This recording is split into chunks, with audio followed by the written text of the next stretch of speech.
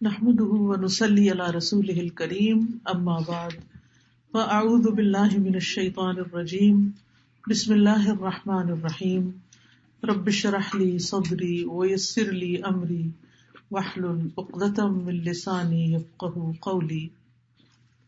سورۃ الحاقہ۔ الحاقۃ ما الحاقہ، ثابت ہونے والی، کیا ہے ثابت ہونے والی؟ اور کس چیز نے خبر دی آپ کو کیا ہے ثابت ہونے والی، حق ہونے والی؟ جھٹلایا تھا سمود اور عاد نے کھڑکھڑانے والی کو، بس لیکن سمود تو ہلاک کیے گئے وہ حد سے گزر جانے والی خوفناک آواز سے، اور عاد تو ہلاک کیے گئے وہ یخ ہوا سرکش آندھی سے۔ اللہ نے مسلط کر دیا تھا اسے ان پر 7 راتیں اور 8 دن جڑ کاٹ دینے کے لیے، بس تم دیکھتے اس قوم کو کہ وہ اس میں پچھاڑے ہوئے ہلاک کیے ہوئے ہیں، گویا کہ وہ کھوکھلے تنے ہیں گری ہوئی کھجور کے۔ تو کیا تم دیکھتے ہو کہ ان میں سے کوئی بھی باقی ہے؟ اور ارتکاب کیا تھا اسی خطا کا، اسی غلطی یعنی گناہوں کا فرعون اور جو ان سے پہلے کے لوگ تھے اور الٹ جانے والی بستیوں نے۔ انہوں نے اپنے رب کے رسول کی نافرمانی کی تو رب نے ان کو پکڑا، سخت پکڑنا۔ بلا شبہ جب پانی نے طغیانی کی تو ہم نے تمہیں کشتی میں سوار کر لیا تاکہ ہم اس کو تمہارے لیے نصیحت اور یاد رکھنے والے کان اس کو یاد رکھیں۔ معزز خواتین، اس وقت میں نے آپ کے سامنے سورۃ الحاقہ کی تلاوت سنوائی ہے۔ سورۃ الحاقہ مکی سورت ہے اور الحاقہ کے اندر لفظ حق ہے، حق اور حقیقت، یعنی اس صورت میں جس چیز کی بات کی جا رہی ہے، جس چیز کا ذکر کیا جا رہا ہے وہ بالکل حق ہے، بالکل سچ ہے، اور یہ سب ہونے والا ہے، ہم سب اس کو دیکھنے والے ہیں۔ اور وہ حقیقت کیا ہے؟ وہ ہے قیامت کا آنا، جب اس دنیا کا اختتام ہوگا اور انسانوں کا بھی اختتام ہو جائے گا، ہم سب اپنے اختتام کو، اینڈ کو، انسانیت اپنی منزل کو پہنچ جائے گی۔ اللہ سبحانہ تعالیٰ نے انسان کو پیدا کیا اور اس دنیا پر صرف ایک مخصوص وقت کے لیے بھیجا، اور اس لیے بھیجا تاکہ وہ دیکھے کہ تم میں سے کون اچھے عمل کرتا ہے۔ اس کے بعد یہاں سے انسانوں کی سلیکشن کرنے کے بعد پھر اگلی دنیا ہوگی، قیامت کا دن ہوگا جس میں انسانوں کو ان کے اعمال کے مطابق مقام ملے گا، کسی کو جنت میں بھیجا جائے گا، کسی کو جہنم میں، اور یہ مقام ہر انسان کو اس کے اعمال کے بدلے نصیب ہوگا۔ جیسے جنت میں بھی درجات ہیں اور جہنم میں بھی گہرائیاں ہیں، جہنم میں جانے والے بھی مختلف درجوں پر ہوں گے اور جنت میں جانے والے بھی مختلف درجوں پر ہوں گے۔ بہرحال مکہ میں رسول اللہ صلی اللہ علیہ وسلم نے اسلام کی دعوت کا آغاز کیا، اور اس وقت لوگوں کو قیامت کا تعارف قیامت کے لفظ سے نہیں یہاں کرایا بلکہ الحاقہ، کیونکہ وہ انکار کر رہے تھے، وہ ڈینائل موڈ میں تھے، تو اللہ تعالیٰ نے فرمایا کہ یہ تو ثابت ہونے والی ہے، لازم ہونے والی ہے، مخلوق پر نازل ہوگی، اور اس کے سارے حقائق اور دنیا کی ساری حقیقتیں سامنے آ جائیں گی، انسانوں کے سینوں کے اندر جو بھید ہیں وہ بھی ظاہر ہو جائیں گے۔ پھر فرمایا کہ وما ادراک ما الحاقہ، اور تم کیا جانو کہ یہ حاقہ ہے کیا، یہ قیامت ہے کیا؟ ما الحاقہ وما ادراک ما الحاقہ، نام نہیں بتایا، تم خود پہچانو کہ سب سے بڑی حقیقت کیا ہے، کیونکہ دوسری جگہوں پر قیامت کے آنے کو برحق ثابت کیا گیا ہے کہ قیامت آئے گی، جیسا کہ سورۃ النساء میں آتا ہے اللہ لا الہ الا ہو لیجمعنکم الی یوم القیامۃ لا ریب فیہ ومن اصدق من اللہ حدیثا، اللہ وہ ہے جس کے سوا کوئی معبود نہیں، وہ ہر صورت تمہیں قیامت کے دن لے جا کر جمع کرے گا جس میں کوئی شک نہیں، اور اللہ سے زیادہ بات میں کون سچا ہے، یعنی اللہ کی بات سب سے سچی ہے اور یہ دنیا کی سب سے بڑی حقیقت ہے اور سب سے بڑی سچائی ہے کہ انسان مرنے کے بعد دوبارہ اٹھے گا اور اپنی منزل کو پہنچے گا.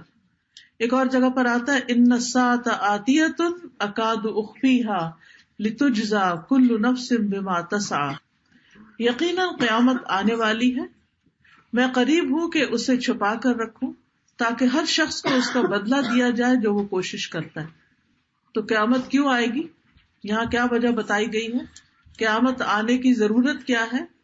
تاکہ ہر شخص کو اس کے کیے کا بدلہ دیا جائے. دنیا میں بہت دفعہ ایسا ہوتا ہے کہ کچھ لوگ بہت اچھا بھی کرتے ہیں لیکن انہیں اس کا صلہ یہاں نہیں ملتا. بعض اوقات آپ اپنے کسی رشتے دار کے ساتھ، کسی انسان کے ساتھ بہت بھلائی کرتے ہیں لیکن وہ آپ کو جواب نہیں دیتا. دو وجوہات ہوتی، یا تو وہ اس قابل نہیں ہوتا، جیسے اگر آپ کسی غریب فقیر کے ساتھ کوئی ہمدردی کر رہے ہیں تو وہ آپ کو کچھ ریٹرن کر نہیں سکتا، اس کی کیپیسٹی میں ہی نہیں، یا پھر یہ کہ وہ اس کو اکنالج ہی نہیں کرتا. جیسے عام طور پر رشتے دار یا ایسے لوگ ہوتے ہیں کہ آپ ان کے ساتھ کچھ بھی کریں تو وہ جواب میں اس کو ماننے کو تیار ہی نہیں ہوتے کہ آپ نے ان کے ساتھ کبھی اچھا بھی کیا ہے. تو ایسے میں انسان کا دل ٹوٹ جاتا ہے. انسان سوچتا ہے کہ مجھے کیا ملا، میں نے تو اپنی ساری زندگی گنوا دی. نہیں، آپ نے گنوائی نہیں، آپ نے بنا لی اگر آپ نے واقعی اللہ کے لیے اور آخرت کے دن کی جزا کے لیے یہ ساری تکلیفیں اٹھائیں. پھر اسی طرح ایک اور جگہ پر فرمایا بل الساعۃ موعدہم والساعۃ ادہی وامر، بلکہ قیامت ان کے وعدے کا وقت ہے اور قیامت زیادہ بڑی مصیبت اور زیادہ کڑوی ہے، یعنی وہ دن آسان نہیں ہے.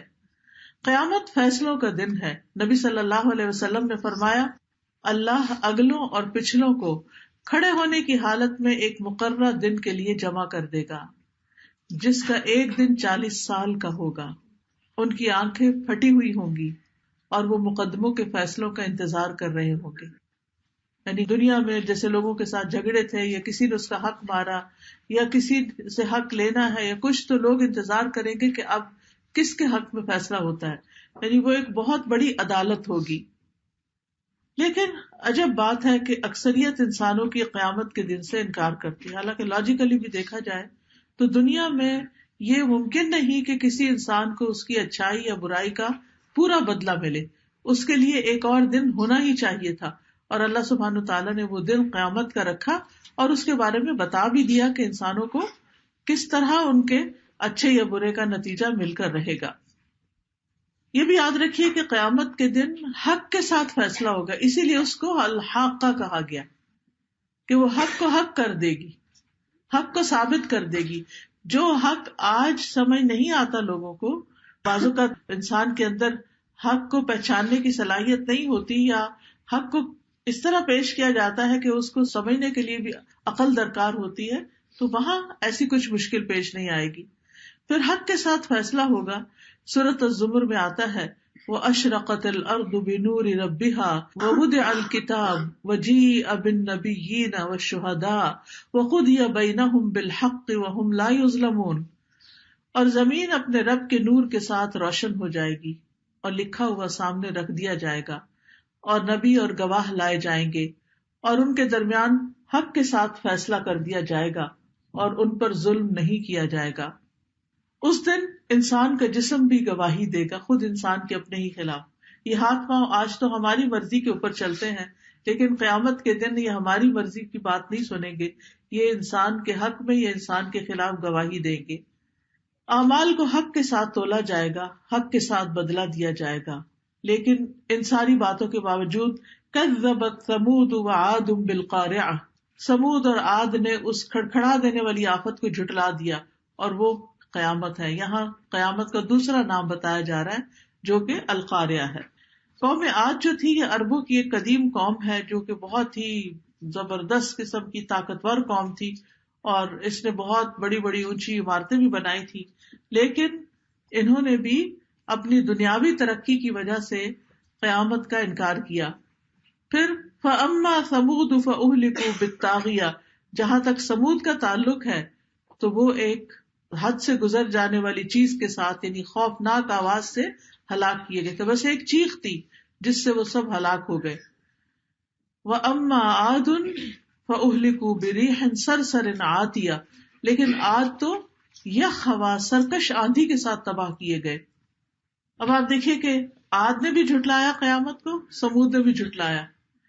قوم سمود نے بھی بہت ترقی کی تھی، آج بھی ان کی دنیا میں آثار موجود ہیں کہ انہوں نے پہاڑوں کے اندر تراش تراش کے پتھروں کو خوبصورت گھر اپنے رہنے کے لیے بنائے تھے اور بستیاں بنائی تھی، لیکن جب اللہ کا عذاب آیا تو کوئی چیز ان کو بچا نہ سکی. اور قوم عاد پر تو ہوا کا عذاب آیا تھا، سخرھا علیہم 7 لیال و8 ایام، جو اللہ نے ان پر 7 راتیں اور 8 دن مسلط کر دیا تھا، حسوماً جڑ سے کاٹ دینے کے لیے. فَتَرَى الْقَوْمَ فِيهَا سَرْعَىٰ، تم وہاں دیکھتے کہ لوگ پچھڑے پڑے ہیں، یعنی ان کے جو جسم ہے وہ سر سے الگ ہو گئے اور اس طرح لیٹے ہوئے تھے گویا کہ یہ کھجور کے تنے ہوں جو تیز آندھی سے گر گئے ہوں اور ہر طرف لوگوں کی لاشیں گری پڑی تھی. اصل میں ہوتا یہ تھا کہ وہ یک ٹھنڈی اور تیز ہوا جو تھی، جو حد سے نکلی ہوئی تھی، جو ہوا کے فرشتوں کے بھی کنٹرول سے باہر ہو گئی تھی اور وہ لوگوں کے اوپر چھا جانے والی تھی، وہ ان پر 7 راتیں اور 8 دن تک مسلسل چلتی رہی. آپ دیکھیے کہ جب بھی ذرا ہوا تیز ہوتی ہے تو اس کی شائیں اس کی چیخیں، اس کی آوازیں انسان کو بہت بادر کرتی اور انسان کہتا ہے کہ یہ کب ختم ہوگا. تو کتنا بھی آپ کنٹرول کریں لیکن کہیں نہ کہیں سے وہ آواز ضرور انسان کو پہنچتی. اب آپ اس قوم کا حال دیکھیں کہ پر 1 ویک وہ ہوا چلتی ہی رہی اور ختم نہ ہوئی اور دن رات چلتی رہی اور اس نے کسی کو باقی نہ چھوڑا. یعنی قوم عاد جو بہت اپنے آپ کو ترقی یافتہ قوم کہتی تھی، ایک ہوا نے جو نظر نہ آنے والی چیز تھی، صرف وہ چلی اور ان کو اٹھا کے پھینک دیا. اور وہ اس طرح تھے گویا کھجور کے کھوکھلے بوسیدہ گرے ہوئے تباہ تنے تھے اور ان کے جسم روحوں سے خالی ہو گئے تھے. اور یہ بھی کہا جاتا ہے کہ آندھی نے ان کی گردنیں کاٹ کے پھینک دی تھی، یعنی اس تیز ہوا کی وجہ سے جب وہ گرے تو سر دھڑ سے الگ ہو گیا. پھر اس کے بعد فرعون کا ذکر کیا گیا کہ فرعون بھی بہت زبردست بادشاہ تھا. یہاں دنیا کی بڑی بڑی قوموں کا ذکر کیا جا رہا ہے جو قابل ذکر ہے، چھوٹی چھوٹی تو بہت سی گزری ہیں، لیکن یہ ترقی یافتہ قومیں تھی اس وقت کی کہ جنہیں دنیا میں قوت حاصل ہونے کی وجہ سے یہ خیال آ گیا تھا کہ ہم بڑی طاقت ہے، ہمیں کوئی نقصان نہیں دے سکتا، ہم سپر پاور ہیں، ہمیں کوئی چھیڑ نہیں سکتا. لیکن جب اللہ کا عذاب آ گیا تو وہ اس کے آگے ایسے پچھڑ کے جیسے کھجور کے تنے پڑے ہیں. پھر اسی طرح فرعون اور فرعون سے پہلے جو الٹا دی گئی تھی بستیاں، ان کا ذکر کیا گیا. یعنی ان سب کا قصور کیا تھا کہ انہوں نے خطا کا ارتکاب کیا تھا، اور وہ خطا کیا تھی کہ انہوں نے بھی قیامت کا انکار کیا تھا. فَعَصَوْا رَسُولَ رَبِّهِمْ، انہوں نے اپنے رب کے رسول کی نافرمانی کی، اللہ کے پیغام کو نہیں مانا. فَأَخَذَهُمْ أَخْذَةً رَابِيَةً، تو ایک بہت شدید پکڑ نے ان کو ہلاک کر دیا جو ان کے عذاب میں اضافہ کرنے والی تھی اور ان کی تکلیف کو بڑھانے والی تھی. اخذۃ الرابیہ، رابیہ کہتے چڑھتے جانا اور اوپر ہوتے جانا. یعنی قیامت کے دن کی یا جہنم کی جو تکلیف ہے اس کے بارے میں قرآن مجید میں آتا ہے کہ فذوقوا فلن نزیدکم الا عذابا، پس چکھو عذاب کا مزہ، ہم تمہیں عذاب کے سوا کسی چیز میں بڑھائیں گے نہیں. ایک اور جگہ پر آتا ہے کلما خبت زدناہم سعیرا، جب جہنم کی آنچ تھوڑی ہلکی پڑنے لگی تو ہم اس کو اور بڑھا دیں گے، یعنی عذاب میں اضافہ ہی ہوتا چلا جائے گا. تو یہاں اسی چیز کی طرف اشارہ کیا گیا. پھر فرمایا انا لما طغى الماء حملناکم فی الجاریہ. پھر قوم نوح کا قصہ یہاں بیان کیا گیا کہ قوم نوح جو تھی ان کو پانی سے ڈبو دیا گیا تھا. اب دیکھیے کسی کو چیخ سے، کسی کو ہوا سے، کسی کو پانی سے، کسی کو سمندر سے، یعنی پانی اتنا زیادہ بڑھا، اتنی زیادہ بارش برسی اور اتنا زمین سے نکلا کہ ہر چیز پر وہ چھا گیا، پہاڑوں کی چوٹیاں تک ڈوب گئی اور ہر چیز یعنی جانوروں سمیت ساری کی ساری مخلوق جو زمین کے اس حصے پہ تھی وہ ساری کی ساری ملیا میٹ ہو گئی. یہ کیوں کیا اللہ تعالیٰ نے؟ لِنَجْعَلَهَا لَكُمْ تَذْكِرَةً وَتَعِيَهَا أُذُنٌ وَاعِيَةٌ، تاکہ ہم تمہیں ایک یادگار بنا دیں اور سمیٹنے والے کان اس واقعے کو سمیٹ لیں، یعنی سمجھ لیں، جان لیں. خلاصہ کیا ہے، بتانے کا مقصد کیا ہے کہ جس قوم نے قیامت کو نہیں مانا پاسٹ میں، جو ان کے پاس پیغمبر آئے اور انہوں نے آ کر بتایا تو ان کو اللہ تعالیٰ نے یکساں ملیا میٹ کر دیا، خواہ وہ دنیا کے اعتبار سے بڑے عقل مند اور بہت ترقی یافتہ تھے. اب ہو سکتا ہے آپ کے ذہن میں یہ سوال پیدا ہو رہا ہو کہ آج کل ایسا کیوں نہیں ہوتا؟ دنیا میں بہت سے ایسے لوگ ہوتے ہیں کہ جو اللہ کو نہیں مانتے، قیامت کو نہیں مانتے، لیکن ان پہ تو کوئی عذاب نہیں آتا. تو بات یہ ہے کہ اب کوئی پیغمبر بھی تو نہیں آتا نا. یہ اس وقت کی سزائیں ہیں جب پیغمبر آئے اور انہوں نے ڈائریکٹلی لوگوں کو سمجھایا اور لوگوں نے نہیں مانا.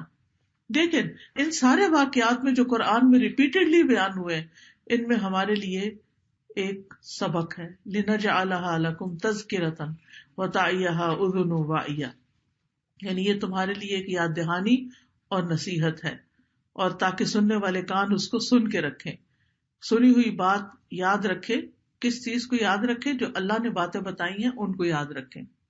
یہ ساری تمہید باندھنے کے بعد اللہ تعالیٰ قیامت کے آنے کا بتاتے کہ کیسے آئے گی، یعنی قیامت کیسے آئے گی، وہ دن آئے گا کیسے، وہ شروع کیسے ہوگا، کہاں سے آغاز ہوگی.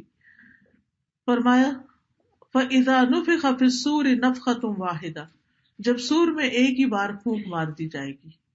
یعنی سور جو ہے وہ بگل ہے جو اسرافیل علیہ السلام جب سے پیدا ہوئے ہیں ان کو دیا گیا ہے، اور وہ اپنے منہ کے ساتھ لگا کر کھڑے ہیں. ان کی نگاہیں عرش کی طرف ہیں اور کان پوری توجہ کے ساتھ لگے ہوئے ہیں کہ کس وقت اللہ کا اذن آئے اور وہ فوراً بجا کر دنیا کا خاتمہ کر دے. ابن عباس کہتے ہیں کہ رسول اللہ صلی اللہ علیہ وسلم نے فرمایا، میں کس طرح نعمتوں سے لطف اندوز ہو سکتا ہوں، یعنی دنیا کی، جبکہ سور پھونکنے والے فرشتے نے اپنا منہ سور سے لگا رکھا ہے، اپنی پیشانی جھکا رکھی ہے، کان متوجہ کر رکھے ہیں کہ اسے کب حکم ہوتا ہے اور وہ اس میں پھونک مار دے. تو محمد صلی اللہ علیہ وسلم کے صحابہ نے عرض کیا، ہم پھر کیا کہیں؟ یعنی اگر یہ عالم ہے کہ کسی وقت بھی قیامت آ سکتی ہے تو ہم کیا کہیں؟ آپ نے فرمایا کہ حسبنا اللہ ونعم الوکیل علی اللہ توکلنا. پھر اسی طرح یہ ہے کہ سور اچانک پھونکا جائے گا، کسی کو اس کا دن نہیں پتا، اس کی جگہ نہیں پتا، اچانک پھونکا جائے گا، اچانک آواز آئے گی تو پتا چلے گا کہ قیامت آ گئی ہے. پھر لوگوں کو جمع کرنے کی غرض سے سور پھونکا جائے گا، جیسے بیل بجا کے سب کو جمع کر لیتے ہیں، جیسے مرغیوں وغیرہ کو بلانے کے لیے مخصوص آوازیں ہوتی ہیں. تو ایسے ہی سور کی آواز سن کر سب لوگ، یعنی جو قبروں میں ہیں، جو زندہ ہیں وہ مر جائیں گے. پھر جو زندہ مرے تھے وہ بھی اور جو قبروں میں پہلے سے ہیں، یہ سارے کے سارے دوبارہ اٹھائے جائیں گے اور ان کو اٹھا کر حاضر کیا جائے گا اللہ سبحانہ وتعالیٰ کے حضور. تو پہلا سور ہوگا جس میں سب بے ہوش ہو جائیں گے. دوسری دفعہ جب سور پھونکا جائے گا تو پھر جو مرے ہوئے لوگ ہیں وہ دوبارہ اٹھائے جائیں گے اور ایک ہی ڈانٹ سے سب کو اٹھا لیا جائے گا اور لوگ گروہ در گروہ اٹھ رہے ہوں گے، یعنی زمین کی تہوں کے اندر سے.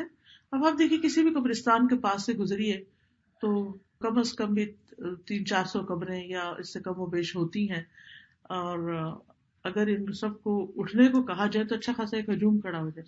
مرنے کو تو ہر ایک اکیلا اکیلا فوت ہوتا ہے، لیکن جب اگر قیامت کے دن اٹھیں گے، اور پھر صرف یہ نہیں اٹھیں گے، جو ان کے نیچے لیئرز ہیں ان کے اندر جو مرے ہوئے ہیں وہ بھی اٹھیں گے. ایک دفعہ مجھے اسکلان شہر کی تصویر دیکھنے کا موقع ملا جو نیشنل جیوگرافک والوں نے اس کی کھدائی کی ہوئی تھی. انہوں نے ایک طرف سے کاٹ کے تو اس طرح کی پکچر لے کے دکھایا ہوا تھا جیسے دیوار کی سائڈ ہو کہ دیکھیں ایک بستی یہاں دبی پڑی ہے، اس کے بعد ایک اور دبی ہوئی ہے، اس کے بعد ایک اور دبی پڑی ہے. پتہ نہیں زمین کے اندر کیا کچھ دبا ہوا ہے. قیامت آئے گی تو یہ زمین اپنے سارے راز اگل دے گی، سب باہر نکل آئیں گے، اور اس زمین کو ایک ہموار پلیٹ کی طرح، ایک چپاتی کی طرح کر دیا جائے گا سفید رنگ کا، جس پہ صرف لوگوں کے کھڑے ہونے کی جگہ ہوگی اور باقی ساری زمین بھر جائے گی. پھر پہاڑوں کا کیا حال ہوگا؟ یعنی زمین کو صاف کر دیا جائے گا تو فرمایا وَحُمِلَتِ الْأَرْضُ وَالْجِبَالُ فَدُكَّتَا دَكَّةً وَاحِدَةً، کہ زمین کو اٹھا لیا جائے گا اور پہاڑوں کو بھی، اور ایک چوٹ میں صرف ایک دفعہ ضرب پڑے گی اور سب کے سب چور چور ہو جائیں گے. ایک پہاڑ توڑنے کے لیے کتنی محنت لگتی، لیکن قیامت کے دن صرف ایک چوٹ سب کو پیس ڈالے گی. فرمایا جس دن زمین اور پہاڑ لرزنے لگیں گے اور پہاڑ بربری ریت کے پھسلتے ہوئے تودے بن جائیں گے، جیسے ڈیونز ہوتے ہیں، سینڈ ڈیونز ہوتے ہیں، اس طرح ہو جائیں گے، اور پہاڑ چلائے جائیں گے، پھر وہ وہاں سے موو کیے جائیں گے تو وہ چمکتی ریت بن جائیں گے. سورۃ المرسلات میں فرمایا جب پہاڑ اڑا دیے جائیں گے. سورۃ القارعہ میں آتا ہے جب پہاڑ رنگین اون کی طرح ہو جائیں گے. سورۃ الواقعہ میں آتا ہے کہ پہاڑ غبار بن جائیں گے، پہاڑ ہموار اور چٹیل میدان میں بدل جائیں گے. زمین کے اوپر کسی قسم کی کوئی اونچ نیچ ہوگی، سب ایک اسٹریٹ فلیٹ زمین بن جائے گی جس پر انسان کھڑے ہوں گے. فرمایا فَيَوْمَئِذٍ وَقَعَتِ الْوَاقِعَةُ، اس دن واقعہ ہونے والی واقعہ ہو جائے گی. اب قیامت کا ایک اور نام یہاں بیان کر دیا گیا.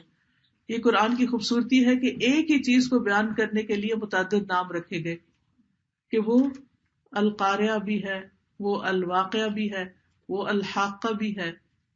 تو اس دن یہ واقعہ ہونے والا واقع ہو جائے گا. وانشقت السماء، زمین کے بعد آسمان کا حال بتایا گیا کہ آسمان پھٹ جائے گا. ابھی تو آسمان جو ہے وہ بالکل مضبوط خوبصورت ہے. اللہ سبحانہ وتعالیٰ سورۃ الملک میں فرماتے ہیں کہ تم اپنی نگاہ آسمان کی طرف دوڑاؤ اور دیکھو کہ هل تری من فطور، تمہیں کوئی پھٹ یا کوئی دراڑ لکیر نظر آتی ہے.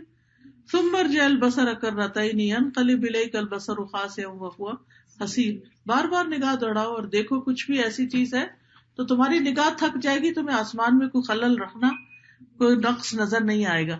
لیکن قیامت کے دن کیا ہوگا کہ اس دن آسمان بھی ڈھیلا پڑ جائے گا، آسمان کے دروازے کھل جائیں گے، آسمانی راستہ پھٹ جائے گا اور پھر کمزور ہو جائے گا. آسمان دروازے ہو جائے گا. فتحت السماء فکانت ابوابا، آسمان لرزنے لگے گا یعنی کانپے گا. یوم تمور السماء مورا، پگھلے ہوئے تانبے کی طرح ہو جائے گا. یعنی سوچئے کہ آسمان کا رنگ کیا ہوگا. پگھلا ہوا تانبے کا تو پتہ ہے نا، یلو کلر کا ہوتا ہے. تو اس طرح پورے آسمان کی شکل یہ ہوگی. اب بھی آپ دیکھیں جب آسمان کا شام کو رنگ بدلتا ہے، کبھی بہت زیادہ ہو جائے تو اسے دل گھبرانے بھی لگتا ہے. اول میں تو خوبصورت لگتا ہے لیکن بعد میں وہ پریشانی کا باعث بھی ہوتا ہے. ایک اور جگہ پہ فرمایا کہ جس دن آسمان پگھلے ہوئے تانبے کی طرح ہو جائے گا. ایک اور جگہ وہ سرخ چمڑے کی طرح گلابی ہو جائے گا.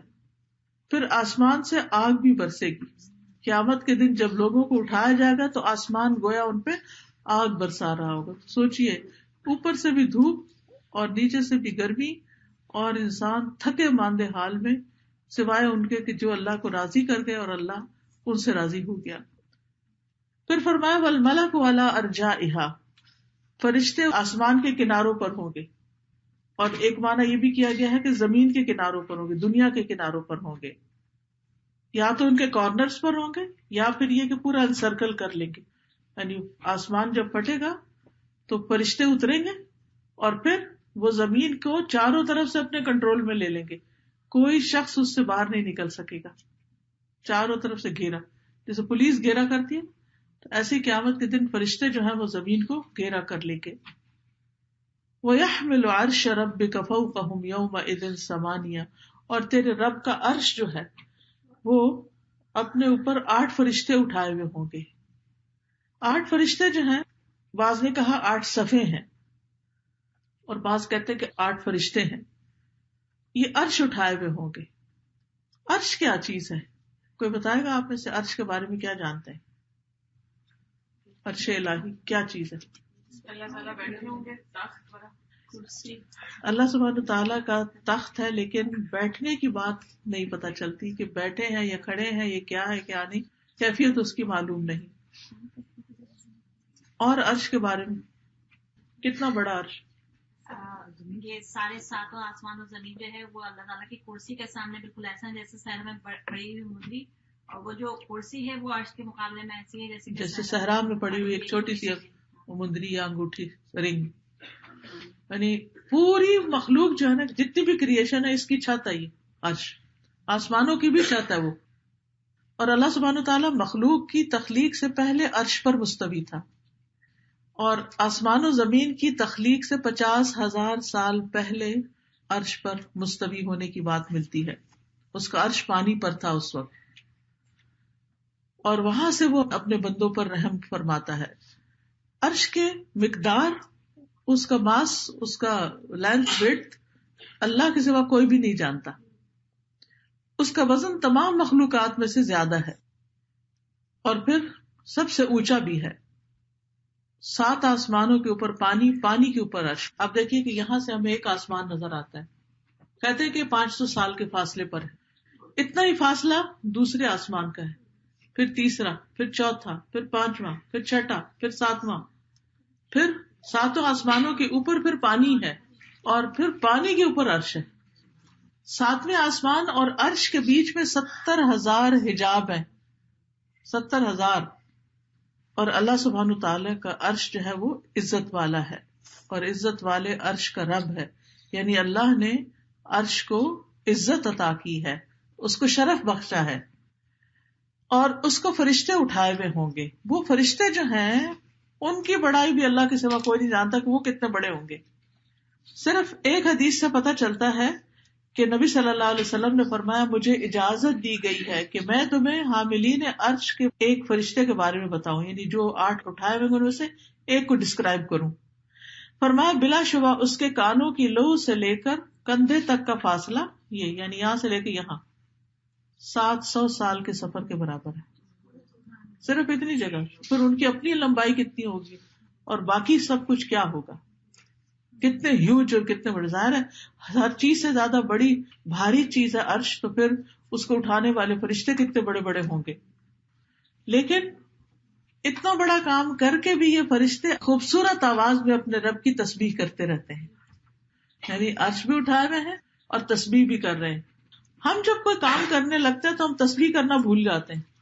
ہمیں تسبیح صرف اس وقت یاد رہتی ہے جب وہ ہمارے ہاتھ میں ہوتا ہے نا، وہ بیڈز ہوتے ہیں، جب وہ رکھی تو ہماری زبان بھی بند ہوگی، عادت نہیں ہوتی. لیکن حاملین عرش جو ہیں وہ اللہ کے آگے جھکے ہوئے ہیں اور اللہ کی پاکیزگی بیان کرتے ہیں. سبحانک و بحمدک علی حلمک بعد علمک، تو پاک ہے اس بات پر تیری حمد ہے کہ تو سب کچھ جاننے کے بعد بہت حلم اور بردباری سے کام لیتا ہے. حاملین عرش بندوں سے محبت بھی کرتے ہیں، سبحان اللہ، ایمان والوں سے. اتنا بڑا سٹیٹس ہے ان کا، مخلوق میں سے، فرشتوں میں سے اتنا بڑا سٹیٹس ہے، لیکن وہ بندوں سے محبت کرتے ہیں. کون سے بندوں سے؟ جن سے اللہ محبت کرتا ہے. حدیث میں آتا ہے کہ جب اللہ تعالیٰ کسی بندے سے محبت کرتا ہے تو جبریل کو آواز دیتا ہے، کہتا ہے بے شک میں اپنے فلاں بندے سے محبت کرتا ہوں، تم بھی اس سے محبت کرو. جبریل حاملین عرش میں اس بات کا چرچا کر دیتے ہیں تو آسمان کے فرشتے حاملین عرش کی آوازیں سنتے ہیں تو 7 آسمان والے اس سے محبت کرنے لگتے ہیں.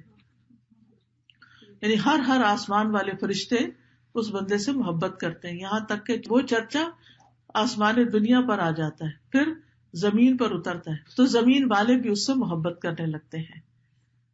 پھر آپ دیکھیے کہ قیامت کے دن عرش کے نیچے فیصلے ہوں گے. ابھی عرش کے اوپر ہوتے ہیں، قیامت کے دن کیا ہوگا؟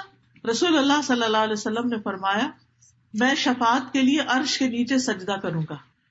عرش کے نیچے جا کر آپ سجدہ کریں گے، اور پھر فرمایا قیامت کے دن سب لوگ بے ہوش ہو جائیں گے، پھر سب سے پہلے میں ہوش میں آؤں گا اور دیکھوں گا کہ موسیٰ علیہ السلام عرش کے پایوں میں سے ایک پایا تھامے ہوئے ہیں. مجھے نہیں معلوم کہ وہ مجھ سے پہلے ہوش میں آ گئے یا انہیں کوہ طور کی بے ہوشی کا بدلہ ملا کہ اس دن بے ہوش نہیں ہوئے. یاد رکھیے کچھ خوش قسمت لوگ قیامت کے دن جب بہت دھوپ ہوگی وہ عرش کے سائے میں ہوں گے. وہ کون کون ہیں؟ ان کا ہمیں پتا ہونا چاہیے تاکہ ہم بھی دیکھیں کہ ہمارے اندر وہ کوالٹیز ہیں یا نہیں. ایک چیز کو بتائیے، عادل حکمران. سب سے پہلے عادل، انصاف والا حکمران. صدقہ کرنے والے، خالی صدقہ کرنے والے نہیں، چھپا کے صدقہ کرنے والے، جو رائٹ ہینڈ سے صدقہ دے تو لیفٹ ہینڈ کو بھی نہ پتا ہو، اتنا چھپا کے، خفیہ، صرف اللہ کے لیے. اور جو اللہ کے نام پہ ملے اور اللہ کے نام پہ جدا ہوئے. جی، وہ 2 آدمی جو اللہ کے لیے محبت کرتے، دنیا کی کوئی لالچ، کوئی غرض نہیں، صرف اللہ کی محبت ہے بیچ میں. شابش. اور جی ہاں، وہ نوجوان جس نے اللہ کی عبادت میں پرورش پائی، جوانی کی عبادت. ہم کہتے ہیں جب بوڑھے ہو گے پھر ہم بھی عبادت کر لیں گے، لیکن یہاں جس عبادت کی فضیلت ہے وہ جوانی کی عبادت ہے. اور وہ شخص جسے کسی بلند مرتبہ اور خوبصورت عورت نے اپنی طرف بلایا اور اس نے جواب دیا میں اللہ سے ڈرتا ہوں. یعنی آدمی کے لیے جو کمزوری ہے وہ عورت ہے، تو اگر کسی عورت نے اس کو زنا کی دعوت دی تو وہ کہے نہیں میں اللہ سے ڈرتا ہوں، وہ اس کی آفر قبول نہ کرے. اور ایک اور ایسا شخص جو تنہائی میں اللہ کو یاد کرے پھر اس کی آنکھوں سے آنسو نکل آئے، اللہ کی یاد میں رونے والا. ہم بندوں کو یاد کر کے تو روتے ہیں، ہم میں سے کوئی ایسا نہیں جس نے کبھی کسی کو مس نہ کیا ہو، میری والدہ فروری میں فوت ہوئی، بلا شبہ یعنی شاید ہی کوئی دن جاتا ہو کہ مجھے وہ یاد آئے اور میرے آنسو یہاں نہ آ جائیں. کہیں بھی بیٹھے بیٹھے، کھڑے کھڑے، راستے میں کہیں بھی ان کی شکل سامنے آ جاتی تو ایک دم آنسو ساتھ ہی آنے لگتے ہیں. تو ہم بندوں کو یاد کر کے، جن سے ہم محبت کرتے ہیں، اگر وہ ہم سے دور ہو تو ان کو یاد کر کے، ان کو مس کر کے روتے ہیں. ہم میں سے کتنے جو اللہ کو یاد کر کے روتا ہے؟ حالانکہ یہ کوئی مشکل کام نہیں ہے، لیکن اس کے لیے اللہ کی محبت ضروری ہے، کیونکہ انسان صرف اس کے لیے روتا ہے جس سے اس کو محبت ہوتی. تو اس سے پتہ چلتا ہے کہ ہم اللہ سے محبت کرتے ہیں نہیں، ورنہ دعویٰ تو ہر ایک ہی کرتا ہے کہ مجھے اللہ سے بڑی محبت ہے، لیکن وہ کام بھی کیا کرتے ہیں جو اللہ کی محبت کے. تو جو لوگ اللہ کی خاطر محبت کریں اور یہ تمام کوالٹیز ان کے اندر ہوں، ان کو عرش کے سائے تلے جگہ ملے گی جس دن کوئی سایہ نہ ہوگا. یعنی قیامت کے دن کا بھی ہمیں بندوبست کر کے رکھنا چاہیے. یہاں تو اگر ہم پارک میں یا کہیں جائیں اور دھوپ میں نکلی ہو تو ہم پہلے دیکھتے ہیں کہ بیٹھیں گے کہاں، کوئی درخت ہوگا یا کوئی ٹینٹ لگائیں گے یا کہاں بیٹھیں گے تاکہ دھوپ سے بچ سکیں. تو قیامت کی دھوپ سے بچنے کے لیے یہ 7 کام جو ہیں یہ ضروری ہے. یہ اگر سارے نہیں بھی کر سکتے تو جو بھی اس میں سے کر سکتے. پھر اسی طرح تنگ دست کو مہلت دینے والا، یعنی اگر کسی نے قرضہ لیا اور پھر وہ پے بیک نہیں کر پا رہا تو اس کو تھوڑا اور ٹائم دے دینا، اور ٹائم دے دینا. پھر اسی طرح فرمایا یومئذ تعرضون، اس دن تم پیش کیے جاؤ گے اللہ کے سامنے.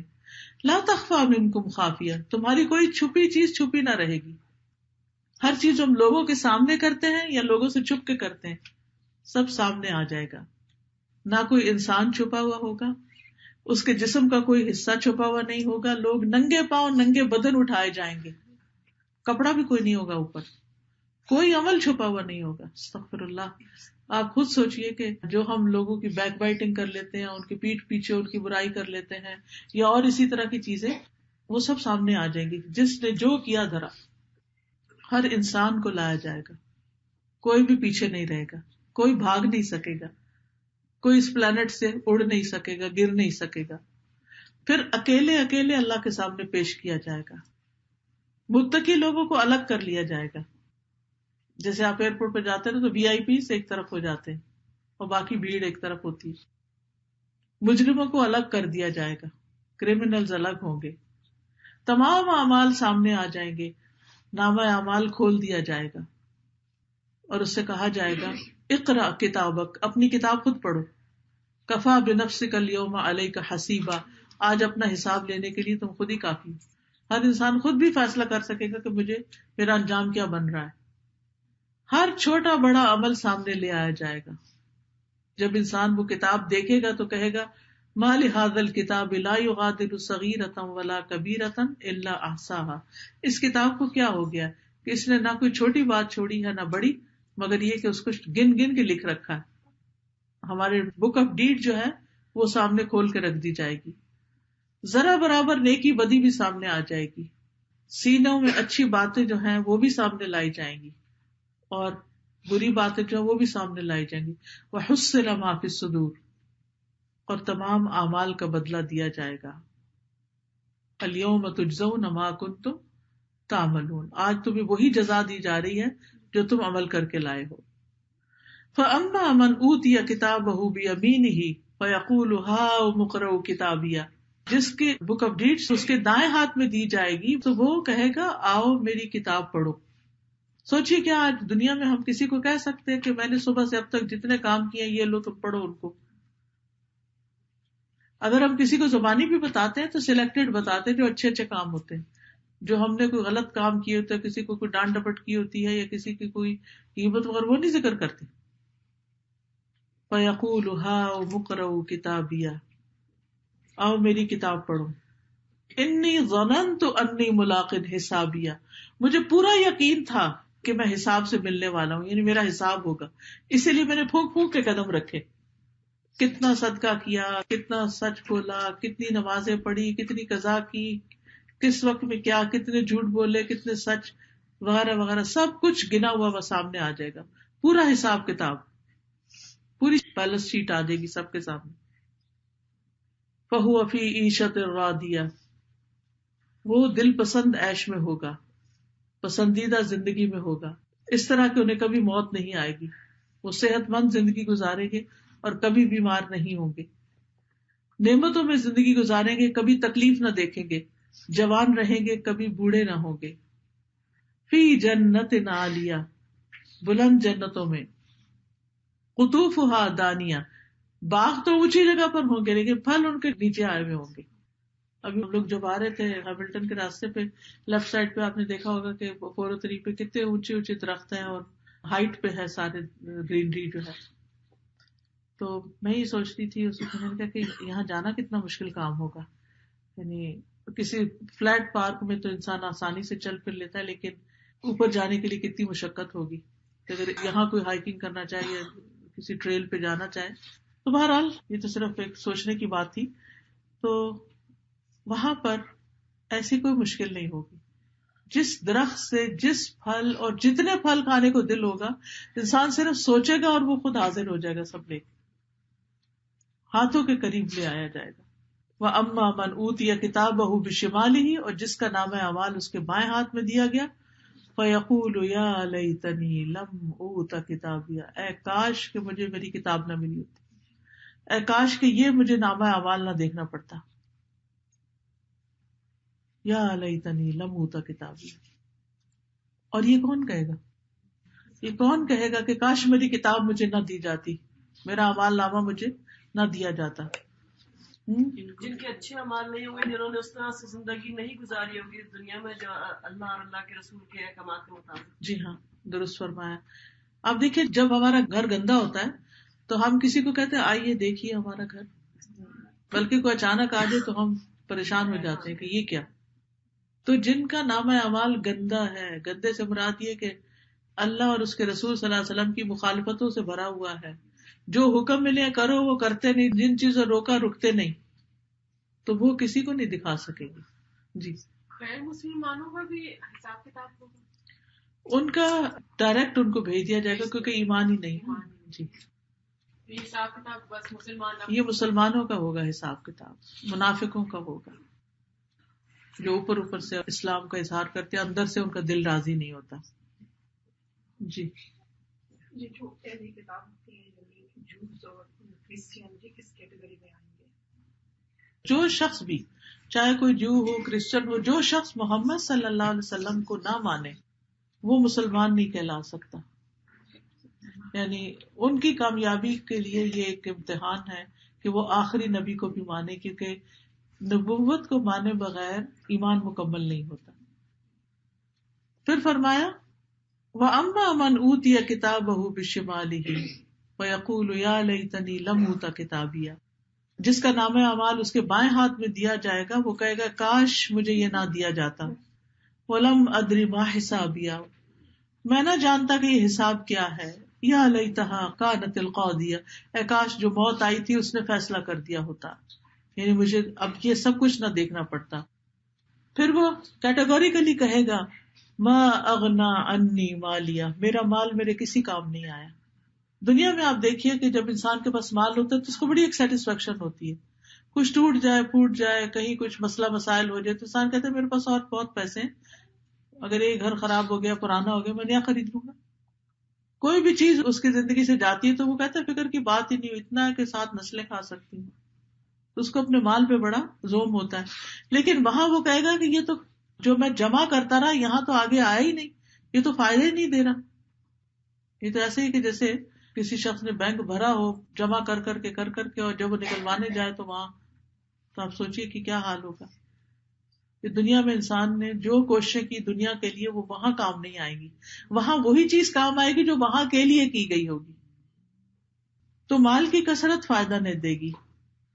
اور قرآن مجید میں آتا ہے کہ اگر زمین بھر سونا بھی کوئی دینا چاہے گا فدیے میں تو وہ بچ نہیں سکے گا. ہلاک انی سلطانیہ، میرا تو سارا اقتدار ہی چلا گیا. یہ وہ لوگ کہیں گے جنہیں دنیا میں کوئی اتھارٹی کوئی اسٹیٹس حاصل تھا، وہ کہیں گے کہ میری تو ساری طاقت، میرا سارا اسٹیٹس، میرا سارا مقام کچھ بھی کام نہیں آیا. یعنی جن چیزوں سے دنیا میں انسان کام نکلواتا ہے وہ قیامت کے دن کام نہیں آئے گی. قیامت کے دن تو اچھے اعمال کا سوال ہوگا کہ وہ ہے تو وہ کارڈ چلے گا، باقی کچھ نہیں. فرمایا جائے گا خذوہ، اس کو پکڑو، فغلوہ، اس کو توق پہناؤ، ثم الجحیم صلوہ، پھر اس کو جہنم میں جھونک دو، ثم فی سلسلۃ ذرعها 70 ذراعا فاسلکوہ، پھر اس کو ایک 70 ہاتھ لمبی زنجیر میں باندھ دو کہ ہل جل بھی نہ سکے، کہیں بھاگ بھی نہ سکے۔ اس کی وجہ کیا کہ اس کو کیوں کہا جائے گا کہ اسے اس میں جکڑ دو اور اسے پکڑ لو؟ اس کی بنیادی وجہ یہ ہوگی کہ اس نے دنیا میں وہ نہیں کیا جو اس کو کرنا چاہیے تھا۔ انہ کان لا یؤمن باللہ العظیم، اس کا قصور یہ تھا کہ وہ اللہ العظیم پر ایمان نہیں لاتا تھا، اللہ کو نہیں مانتا تھا۔ آج آپ دیکھیں کتنے افسوس سے کہنا پڑتا ہے کہ ہماری ینگسٹرز میں، ہماری یوتھ میں، ہمارے پڑھے لکھے طبقے میں بعض اوقات مسلمانوں کے بچے جو ہیں وہ اللہ کا انکار کر رہے ہیں، وہ آخرت کا انکار کر رہے ہیں۔ اور اب یہ بات کوئی ڈھکی چھپی نہیں رہ گئی۔ آپ بچوں کو کہتے ہیں نماز پڑھو نماز پڑھو، وہ نہیں پڑھتے۔ آپ جمعے کے لیے کہتے ہیں وہ نہیں جاتے، آپ عید کے لیے کہتے ہیں وہ نہیں جاتے، تو آپ کہتے ہیں کہ تم مسلمان نہیں ہو، تو وہ برملا کہتے نہیں، I'm no more مسلم، میں نہیں مانتا۔ اور آپ میں سے ہر ایک نے کچھ نہ کچھ قصہ کسی نہ کسی کا ڈائریکٹ یا انڈائریکٹ سن رکھا ہوگا۔ تو یہ سب سے پہلا یعنی انسان کو سزا دینے والا کام ہے کہ جس نے یہ پوری کائنات بنائی، جس نے ہمیں بنایا، اسی کا انکار کر دیا جائے۔ انہ کان لا یؤمن باللہ العظیم ولا یحض علی طعام المسکین۔ دوسری غلطی، دوسرا قصور، مسکین کو کھانا کھلانے کا شوق نہیں دلاتا تھا، یعنی دوسروں کے دل میں شوق پیدا نہیں کرتا تھا کہ دیکھو کسی مسکین ضرورت مند کو کھلاؤ۔ تو جو خود کھلاتا ہو وہ دوسروں کو بھی بتاتا ہے ڈائریکٹلی انڈائریکٹلی، تو جو خود بھی اس کام کو نہ کرے وہ دوسروں کو کیا بتائے گا؟ تو یہ بہت بڑا جرم ہے۔ یعنی دوسرے لفظوں میں سوسائٹی میں جو لوگ پاورٹی لائن کے آس پاس جی رہے ہیں ان کا خیال نہ کرنا۔ فَلَيْسَ لَهُ الْيَوْمَ هَاهُنَا حَمِيمٌ، آج اس کا یہاں کوئی دوست نہیں، اور نہ کوئی کھانا الا من غسلین، سوائے زخموں کے دھون کے۔ یعنی جہنم والوں کے جسم جب جلیں گے تو وہ پھول جائیں گے اور اس میں سے پیپ کے دریا بہیں گے، اور جب ان کو پیاس لگے گی تو کہا جائے گا یہی پی لو۔ وہ خون اور پیپ ملا ہوا پانی وہی پینے کو دیا جائے گا۔ لا یاکلہ الا الخاطئون، جس کو خطا کاروں کے سوا کوئی نہ کھائے گا۔ تو جہنمیوں کا کھانا جو ہے کانٹوں والی گھاس ہوگی، جیسا کہ سورۃ الغاشیہ میں آتی ہے، حلق میں پھنسنے والا کھانا ہوگا، جیسے سورۃ مزمل میں آتا ہے ان لدینا انکالا وجحیما وطعاما ذا غصۃ وعذابا الیما۔ پھر زقوم کے درخت سے مہمانی کی جائے گی۔ زقوم کا درخت جو ہے اس کا ایک قطرہ حدیث میں آتا ہے کہ اگر وہ زمین پہ ٹپکا دیا جائے تو زمین والوں کی زندگی تلخ کر کے رکھ دے، صرف ایک ڈراپ۔ تو کہاں یہ ان کو کھانے کے لیے دیا جائے گا۔ تو پھر اللہ تعالیٰ فرماتے ہیں فلا اقسم بما تبصرون وما لا تبصرون، پس نہیں میں قسم کھاتا ہوں ان چیزوں کی جو تم دیکھتے اور جو تم نہیں دیکھتے، ان سب کو گواہ بناتا ہوں۔ انہ لقول رسول کریم، کہ بے شک یہ ایک معزز فرشتے کا قول ہے، اور معزز فرشتے سے مراد جبریل ہے۔ جبریل علیہ السلام یہ کلام لے کر آئے ہیں، آپ نے اپنی طرف سے یہ سب کچھ نہیں اختیار کیا۔ آپ دیکھیے کہ ہماری یوتھ کے اندر اللہ کا انکار کرنے کے بعد جو ایک اور ٹرینڈ چل پڑا وہ یہ کہ who knows کہ قرآن ایک سچی کتاب ہے، قرآن میں ڈاؤٹ کرنے لگ گئے، اس کو چیلنج کرتے ہیں۔ تو اس کا جواب یہاں دیا جا رہا ہے۔ پھر فرمایا وَإِنَّهُ لَتَذْكِرَةٌ لِّلْمُتَّقِينَ، یہ قرآن ایک نصیحت ہے، یاد دہانی ہے ڈرنے والوں کے لیے، جو اللہ سے ڈرتے ہیں، وہ اس سے فائدہ اٹھاتے ہیں، باقی نہیں، تقوی والے۔ تو یہ تذکرہ، یہ نصیحت، یہ نجات کی بات، ان سارے مسائل کا حل کیا ہے کہ انسان قرآن کے ساتھ کنیکٹ کرے اپنے آپ کو، تاکہ قرآن کی روشنی میں اپنی سوچ بدلے، اپنی گفتگو کو درست کرے اور اپنے اعمال کو ٹھیک کرے، جو یہ کہتا ہے اس کے مطابق زندگی بسر کرے۔ وَإِنَّا لَنَعْلَمُ أَنَّ مِنْكُمْ مُكَذِّبِينَ، اور ہمیں معلوم ہے کہ تم میں جھٹلانے والے بھی ہیں، یعنی قرآن کو نہیں مانتے لوگ۔ وَإِنَّهُ لَحَسْرَةٌ عَلَى الْكَافِرِينَ، اور بے شک یہ قرآن کافروں پر قیامت کے دن حسرت ہوگا. وَإِنَّهُ لَحَقُّ الْيَقِينِ، اور یہ قرآن اور یہ قیامت کا آنا حق الیقین ہے، یقینی حق ہے. یقین کے 3 درجے ہوتے ہیں. ایک ہے علم الیقین، جو خبر سے معلوم ہو، انفارمیشن. پھر ہے عین الیقین، جو چیز دیکھی جائے. ایک نہ پہلے آپ ریڈیو سنتے تھے، پھر آپ ٹیلی ویژن دیکھنے لگے تو وہ عین الیقین ہو گیا، یا خود آپ کسی انسیڈنٹ کے موقع پر اپنی آنکھوں سے دیکھیں.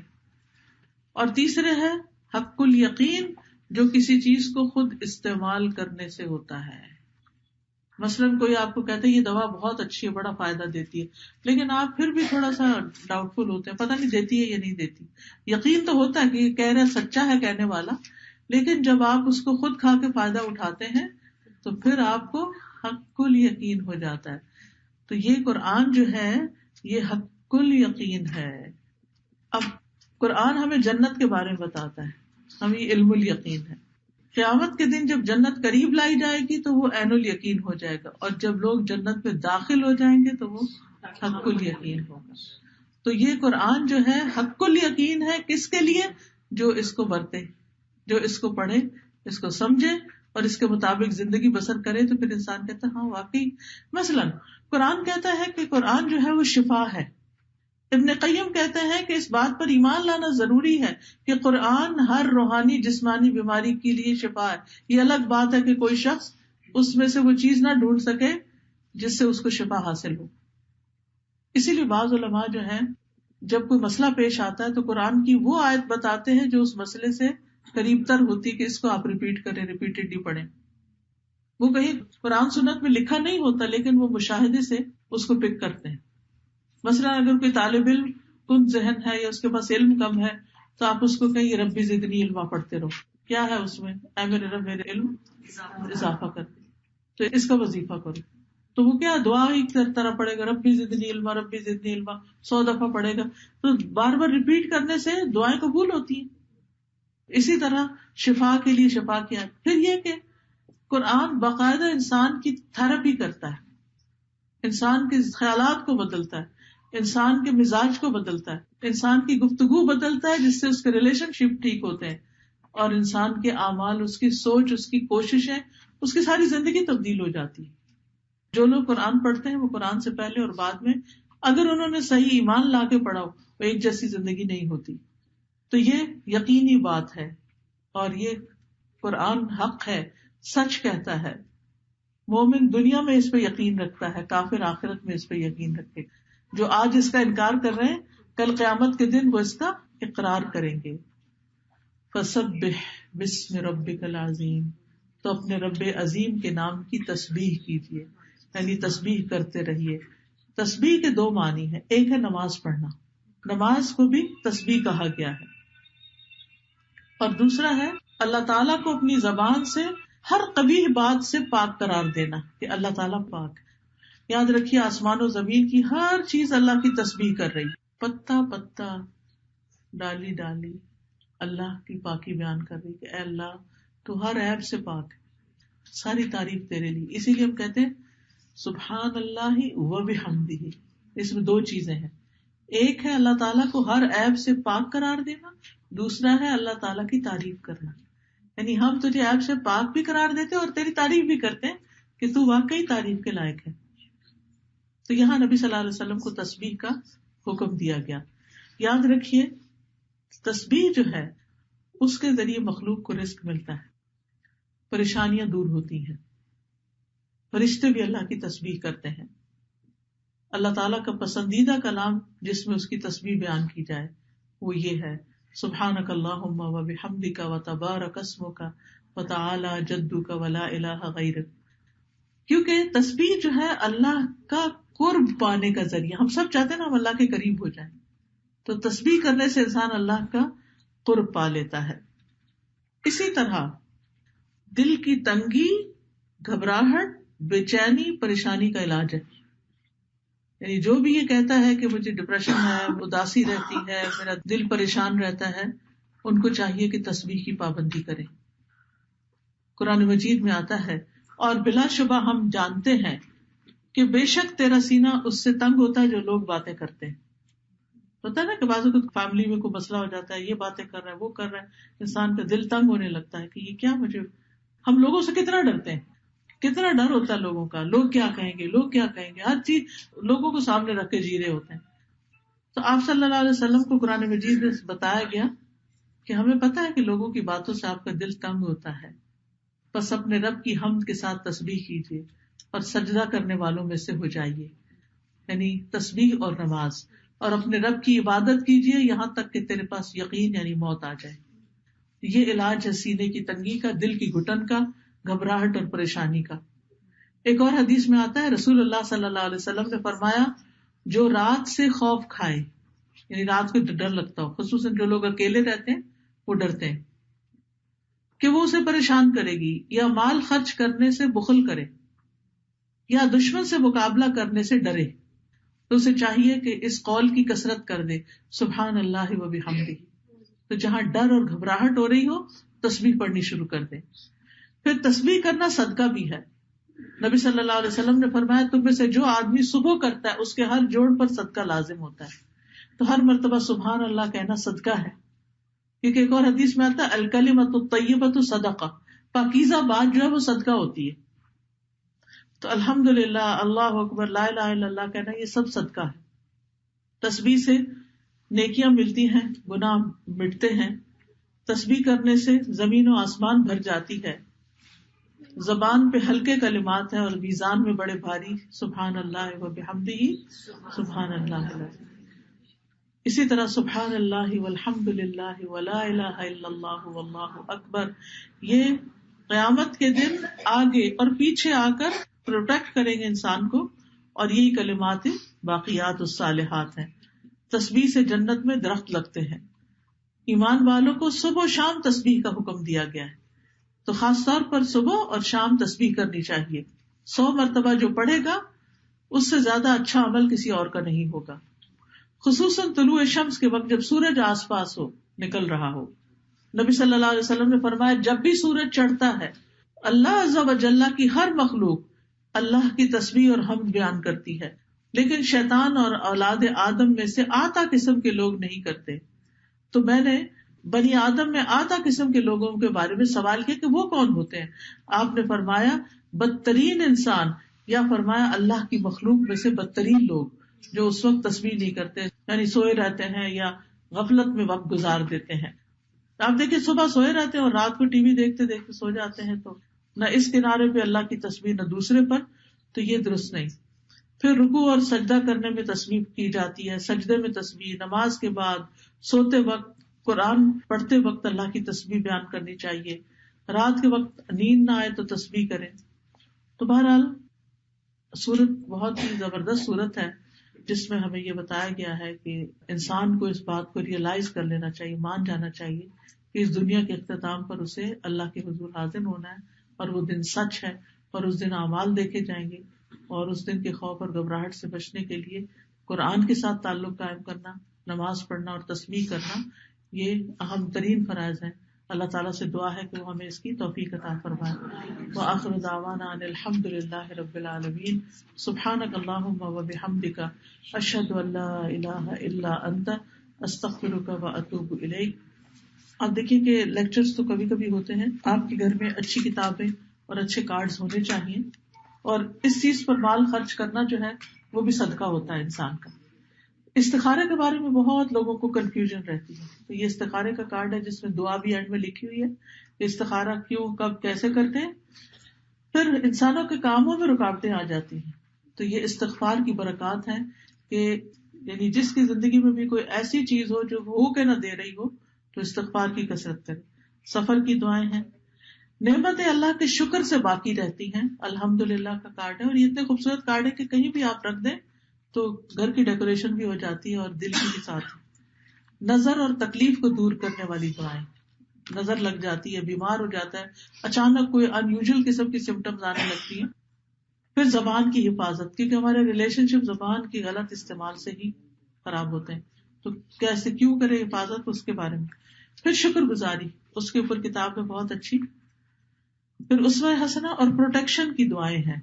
ہم سب کو ڈر لگتا ہے یہ نہ ہو جائے وہ نہ ہو جائے، تو اپنے آپ کو پروٹیکٹ کریں، اپنے گھر والوں کو، بچوں کو، مال کو، نعمتوں کو، اور جس چیز سے ڈر لگتا ہے تو یہ جو کارڈ ہے دعاؤں کا یہ فولڈ ہو جاتا ہے. یہ ساری حفاظت کی دعائیں ہیں. آپ کے بیگ میں بھی ہو، کہیں ٹریول کر رہے ہیں، رات کو پڑھ لیں، دن کو پڑھ لیں، قبولیت کے اوقات میں پڑھیں. اذان کے بعد دعا قبول ہوتی ہے. مسجد لے جائیں، جمعے کے دن، جمعے کی آخری گھڑیوں میں، تہجد کے وقت یہ دعائیں جو ہے انشاءاللہ آپ کو بہت فائدہ دے گی کیونکہ اوتھینٹک ہے. جی ایک سوال تھا. جی ضرور. ویسے ہمیں یہ پتا ہے کہ جب ہم ٹریول کرتے ہیں تو 70 مائل سے اوپر تو ہماری نماز قصر ہو جاتی ہے. جی. لیکن اب وہ میری ایک دوست ہیں، انہوں نے ابھی اللہ سے کورس کیا ہے وہ اللہ صلاح کا. وہ کہتی ہیں کہ جب ہم سٹی چینج ہو جاتی ہے تو قصر ہو جاتی ہے، تو اس کے لیے پھر تو مائلس تو کم ہو جاتے ہیں کیونکہ ہم یہاں رہتے ہیں. تو جیسے ملٹن ہے، ہیملٹن، سب تو ساتھ ساتھ جڑے ہوئے ہیں نا، اتنے 70 مائلس تو ہوتے ہیں. اگر جڑے ہوئے اس طرح ہے کہ بیچ میں عمارتیں ہیں پھر تو وہ سٹی الگ نہیں ہوتی، یعنی وہ کنٹینیویشن ہے. لیکن اگر ایک سٹی الگ ہوئی، بیچ میں خالی زمین آ گئی اور وہ دوسرے سے الگ ہو گئی، تو اس صورت میں، کیونکہ نبی صلی اللہ علیہ وسلم نے مدینہ سے نکل کر جب آپ مکہ جا رہے تھے تو پہلے ہی اسٹیشن پر جو بیر علی ہے جہاں ابھی بھی عمرہ باندھتے ہیں وہاں آپ نے قصر کی. تو وہ مدینہ سے کتنا فاصلہ ہے؟ بہت کم ہے، لیکن آپ نے وہاں قصر کی تھی. اصل میں وہ تو ایک لمبے سفر پہ جا رہے تھے نا، تو ان کا سفر شروع ہو گیا تھا. تو اس صورت میں جب آپ ایک لمبے سفر پہ جا رہے ہیں اور سفر شروع ہو گیا ہے تو اس صورت میں تو آپ اتنی جگہ پر بھی قصر کر سکتے ہیں، لیکن سفر فیل ہونا چاہیے اور سفر کو سفر سمجھنا چاہیے. یہاں پر آپ جس طرح کی کمیوٹنگ کرتے ہیں وہ تو ایسے ہی جیسے ایک محلے سے نکل کے دوسرے محلے میں جا رہے ہیں تو وہ مختلف ہو جاتا ہے. لیکن مسیساگا سے انکاسٹر جو ہے وہ سفر ہی ہے. جی. کچھ لوگ نظر کا لگنا اس کا انکار کرتی ہیں، تو آپ کی کیا رائے ہوگی کہ سچ ہے یا نہیں؟ دیکھیں میری رائے تو کوئی حیثیت نہیں رکھتی. نبی صلی اللہ علیہ وسلم نے نظر کے بارے میں فرمایا کہ نظر برحق ہے، جو آدمی کو قبر میں اتار دیتی ہے اور اونٹ کو ہانڈی میں اتار دیتی ہے. یعنی نظر لگتی ہے. نظر کی کئی قسمیں ہیں. ایک ہے پیار کی نظر، ایک ہے تعجب کی نظر، واو، ایک ہے حسد کی نظر. ٹھیک ہے، تو مختلف طرح کی نظریں ہوتی ہیں اور ہم جانتے ہیں کہ ہمارے جسم سے ایسی ریز نکلتی ہیں جو بعض اوقات دوسرا جو اس کو جا کے ٹکراتی ہیں اور اس کی کیمسٹری بدل جاتی ہے اور لوگ بعض اوقات اچانک سر درد کا شکار ہو جاتے ہیں، کسی کام میں دل نہیں لگتا، بچہ پڑھتے پڑھتے رک جاتا ہے، جاب چھوڑ کے بیٹھ جاتے ہیں، کئی طرح کے مسائل ہوتے ہیں. تو دعا پڑھ لینے میں حرج تو کوئی نہیں ہے نا، بیمار ہو جاتے ہیں. جی. آپ تعویذ پہننا شرک میں آتا ہے؟ تعویذ پہننے سے تو منع کیا گیا، پڑھنے کو کہا گیا کہ پڑھا جائے. اگر اس میں صرف قرآن آیا تو پھر بھی پڑھنا ہی چاہیے. السلام علیکم. میں یہ کوشچن تھا کہ جب نام اعمال کا جیسے آپ کہہ رہے ہیں کہ بھائی اگر کوئی احساس ہو جائے کہ بھائی میرے اتنے خراب اعمال ہو گئے تو کیا نام اعمال اللہ تک پہنچنے سے پہلے اگر ہم توبہ کر لیں تو ہمارا صاف ہو جائے؟ انشاءاللہ ڈیلیٹ ہو جائے گا. اچھا. ڈاکٹر صاحبہ میں نے آپ سے یہ پوچھنا ہے جیسا آپ کہہ رہی تھی کہ بندوں کے حقوق، رشتے داروں کے حقوق، کبھی کبھی انسان اللہ اور اللہ کو یاد کرتے کرتے حقوق اپنے فرینڈوں سے اتنے وہ فرینڈلی ہوتے ہیں پر جہاں رشتے دار آتے ہیں وہاں ان کو پیچھے چھوڑ دیتے ہیں. ٹھیک ہے، ایون دو ان کے گھروں میں موت ہو جاتی ہے، سب سے آخری پیپل ہے جو ان کے گھر جاتے ہیں، اتنی حسد کرتے ہیں کہ ان کو جادو ٹونوں اور اس چیزوں سے نقصان پہنچاتے ہیں. پلیز. جی تو انڈرسٹوڈ ہے کہ ایسے اعمال انسان کے اپنے ہی خلاف جاتے ہیں. جب انسان اس طرح کے کام کرتا ہے، یاد رکھیے نیکی کی بھی ایک خوشبو اور اثر ہوتی اور برائی کا بھی. جب انسان کسی کے لیے گڑھا کھودتا ہے تو خود اس پہ گرتا ہے. جادو جو ہے وہ کفر ہے. جادو کرنے والا جو ہے وہ کامیاب نہیں. قرآن مجید میں آتا ہے وَلَا يُفْلِحُ السَّاحِرُ حَيْثُ أَتَى. جادوگر کبھی کامیاب نہیں ہو سکتا جہاں سے بھی آئے، یعنی کہ ناکام و خاسر ہے. دنیا میں اگر کسی کو نقصان پہنچاتا بھی ہے تو اپنی آخرت برباد کر لیتا ہے. یعنی شرک اور والدین کی نافرمانی کے برابر اس گناہ کو قرار دیا گیا. تو یہ ابھی ہم نے جو پڑھا دیکھیے اس میں کیا تھا، یومئذ تعرضون لا تخفی منکم خافیہ. جس دن تم پیش کیے جاؤ گے اور تمہاری کوئی چیز چھپی نہ رہ جائے گی. یعنی اگر کوئی چھپ چھپا کے بھی ایسے عمل کرتا ہے تو سب کے سامنے لا کے اس کی رسوائی کا بندوبست کیا جائے گا. تو اس لیے اللہ سے ڈرتے ہوئے ایسے سب کاموں کو چھوڑ دینا چاہیے. اور یاد رکھیے جادو کیا ہے؟ اگر کوئی کسی کے پاس جاتا ہے اور وہ گرہ لگاتا ہے دھاگے میں تو اس کو جادو کہا گیا. یہ شرک ہے. یعنی پڑھ کے جو گرہ لگائی جاتی ہیں یہ منع ہے لگانی. اسی طرح وہ سوئیاں لگانی اور اسی طرح تالے کے اوپر پڑھ کے اس کو بند کرنا اور وغیرہ وغیرہ اس طرح کے اعمال سے پرہیز کرنا چاہیے. تسبیح ہاتھ میں لے کے پڑھ سکتے؟ جی پڑھ سکتے ہیں، وہ تو مینجمنٹ ہے نا.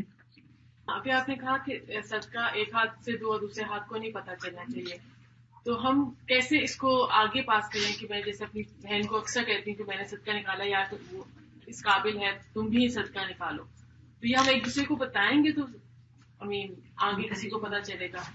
دو طرح کے ہوتے ہیں، قرآن مجید میں آتا ہے اگر تم ظاہر کرو تو وہ بھی تمہارے لیے اچھا ہے، لیکن اگر تم چھپا کر دو اور فقراء کو دو تو وہ تمہارے لیے بہتر ہے. ٹھیک ہے. اگر آپ سمجھتے ہیں کہ آپ کی نیت کنٹرول میں ہے اور آپ اس لیے بتا رہے ہیں کہ دوسرے کو بھی شوق آئے، کوئی حرج نہیں، کر سکتے ہیں ایسے. لیکن جب انسان کو یہ شک ہو کہ پتہ نہیں وہ ریاکاری ہو جائے گی، دکھاوا ہو جائے گا، تو بہتر ہے. اور اس طرح دونوں طرح دینا چاہیے، کبھی اس طرح کبھی اس طرح. اب اجازت چاہتی ہوں. سبحانک اللہم و بحمدک، اشہد ان لا الہ الا انت، استغفرک و اتوب الیک.